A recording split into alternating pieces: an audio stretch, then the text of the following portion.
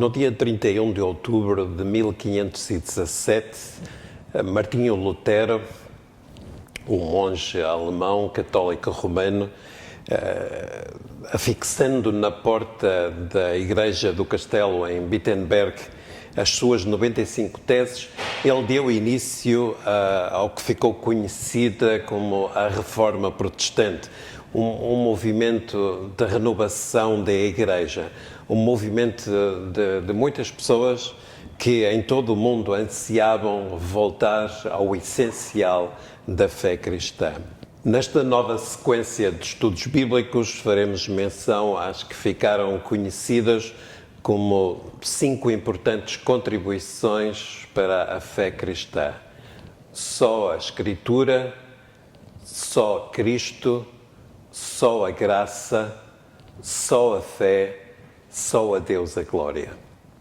Na oportunidade de hoje, falamos sobre só a Escritura e vamos dar atenção a um pedaço de texto bíblico no Evangelho de Lucas, no capítulo 4, os versículos 16 a 21.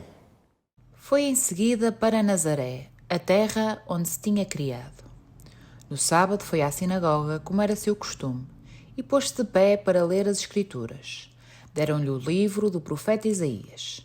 Ele abriu-o e encontrou o lugar onde estava escrito assim: O Espírito do Senhor tomou posse de mim, por isso me escolheu para levar a boa nova aos pobres. Enviou-me para anunciar libertação aos prisioneiros, para dar vista aos cegos, para pôr em liberdade os oprimidos e para proclamar o tempo favorável da parte do Senhor. Depois, Jesus fechou o livro, devolveu-o ao encarregado e sentou-se.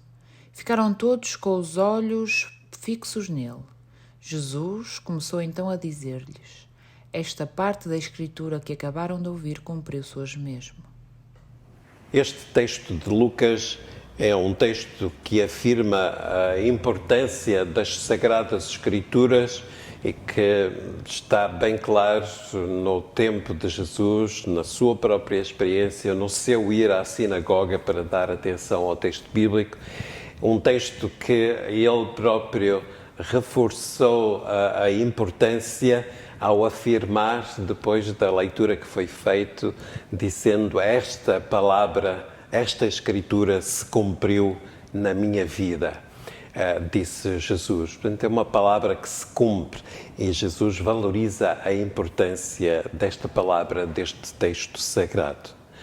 Para os reformadores, ficou claro que só a Sagrada Escritura, a Bíblia, é a única autoridade para todos os assuntos de fé e prática cristã. As Escrituras, e somente elas, são o padrão pelo qual todos os ensinamentos e doutrinas da Igreja devem ser medidos. Vale a pena lembrar alguns pedaços de texto bíblico que atestam a importância das Sagradas Escrituras.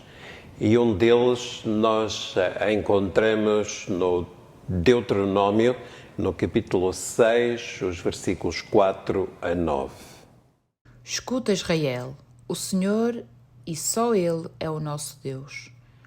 Ama o Senhor teu Deus com todo o coração, com toda a tua alma e com todas as tuas forças. Que os mandamentos que hoje te dou estejam sempre na tua memória. Ensina-os continuamente aos teus filhos e repete-os, tanto ao deitar como ao levantar, quer estejas em casa, quer vás de viagem. Deves trazê-los no teu braço como um distintivo, na tua testa como um emblema. Escreve-os nas ombreiras das portas da tua casa e em todos os teus portões. Este é um texto que afirma claramente a necessidade do amar a Deus, do amar o próximo, e também está muito relacionado com a prática do passar, do ensinar, do lembrar aquilo que é essencial. Há um outro texto bíblico que é o Salmo 18, versículo 30, que diz: o caminho de Deus é perfeito, a sua palavra é provada, é um escudo para todos os que nela confiam, e que valoriza esta palavra que é escudo, esta palavra que nos dá confiança. No Evangelho de João, no capítulo 8, versículo 32, está dito: conhecereis a verdade e a verdade vos libertará. Ora, aqui está uma palavra que fala da verdade que é o próprio Deus, dessa verdade que nos liberta. É uma afirmação importante do texto bíblico, como muitas outras, aqui é bom nós ouvirmos e darmos um bocadinho de atenção ao texto que está em 1 de Timóteo, no capítulo 2, o versículo 5. Porque há um só Deus e um só mediador entre Deus e os homens, Jesus Cristo, homem. O único mediador entre Deus e os homens é Jesus Cristo. É aquele que é o único que nos salva, é aquele que deve merecer toda a nossa atenção e que deve estar presente sempre na vida de todos os cristãos. Nas Sagradas Escrituras nós temos esta palavra que se cumpre, a palavra que dá vida, a palavra que liberta, a palavra que também se vive e que faz parte do nosso dia-a-dia. E temos esta palavra que se partilha, que se dá a conhecer a outros e outras, para que também descubram o Deus que é amor, o Deus em quem todos somos chamados a confiar. Todos sabemos que abusos e exageros têm acontecido, tendo como referência as Sagradas Escrituras. Aconteceram e ainda acontecem nos nossos dias. Infelizmente, esse testemunho não ajuda no percurso que, como cristãos e como a Igreja Cristã, temos que fazer. Mas esses abusos, esses exageros devem servir de alerta para todos e todas. Precisamos de conhecer bem o texto bíblico, precisamos de conhecer bem a palavra de Deus para não nos deixarmos enganar, para não nos deixarmos levar por caminhos que nos afastem do amor de Deus. O texto bíblico afirma claramente que todos e todas somos chamados e chamadas a amar a Deus, e amando a Deus há uma consequência. Temos que amar o nosso próximo, e amando a Deus e o nosso próximo, a vida será celebrada com mais alegria, com gratidão, e desse modo haverá mais respeito, mais cuidado, mais solidariedade e mais compromisso. Tudo isto porque o amor de Deus passará a estar presente na vida de cada uma e de cada um.